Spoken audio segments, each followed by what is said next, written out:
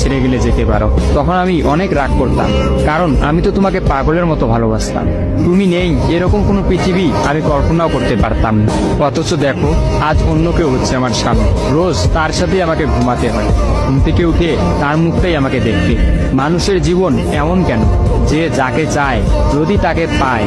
প্রকৃতির তাতে কি এমন আসে যায়? কেনই বা প্রকৃতি তাদেরকে কাঁদায়? হুট করেই সবকিছু হয়ে গেছিল, তাই আমি ইচ্ছে করেই তোমার সাথে যোগাযোগ বন্ধ করতেই আমার নাম্বারটা বন্ধ করলাম। বিয়ের দিন ভাইয়ের ফোন হাতে নিয়ে আমার ফেসবুক আইডিটাও ডিলিট করে দিলাম। তুমি অনেক কষ্ট পেয়েছো আমি জানি, যার সঙ্গে সারা জীবন কাটাবো ভেবেছিলাম তাকেই শেষমেশ কষ্ট দিলাম।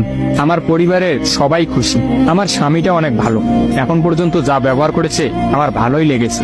তবে ভবিষ্যতে কি হবে জানি না। তোমার কি আমার সেই প্রথম দেখা হওয়ার কথা মনে আছে? তবে সেটাই যে প্রথম দেখার, সেটাই যে শেষ দেখা হবে, এটা কখনোই ভাবতে পারি।